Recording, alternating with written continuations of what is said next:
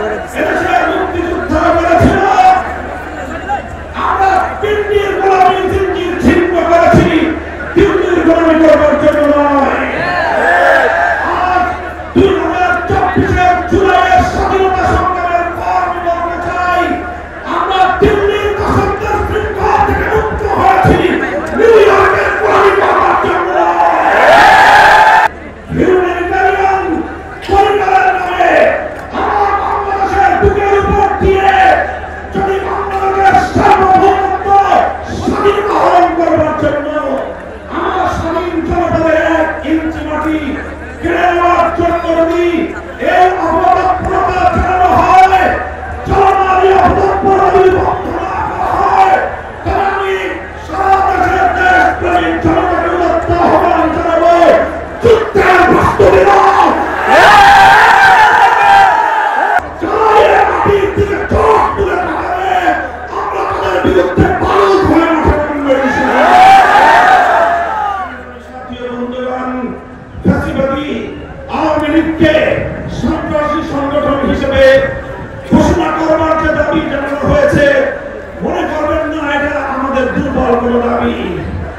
আমরা 2013 সালে ফ্যাসিবাদী আওয়ামী লীগের বুলেটের আঘাতে রক্তাক্ত হয়েছি। 2021 সালে আমাদেরকে হত্যা করেছে, বছরের পর বছর বিনা বিচারে আমাদেরকে কারারুদ্ধ করে রেখেছে।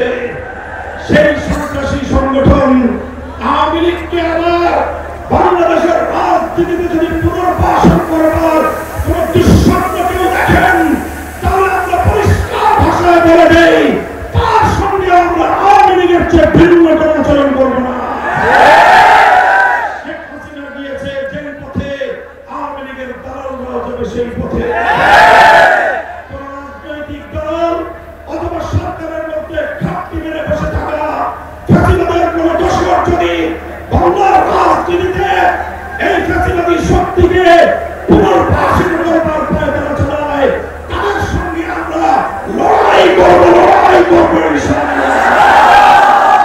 সাথী ও বন্ধুগণ, সর্বশেষ আমাদের কথা হলো এই, শাপলার শহীদ যারা শাহাদাত বরণ করেছেন, ইনশাআল্লাহ হেফাজতে ইসলাম বাংলাদেশ প্রতিটি শহীদ পরিবারের পাশে দাঁড়িয়েছে।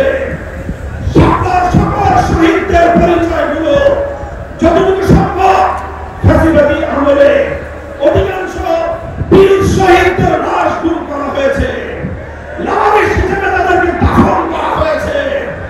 সরকারের তৎকালীন গোয়েন্দা সংস্থার কাছে যদি তার কোনো তথ্য থেকে থাকে, আমি বর্তমান সরকারের কাছে দাবি জানাবো, আমরা শাপলা চত্বরের বেওয়ারিশ হিসেবে দাফন হওয়া প্রতিটি লাশ গুম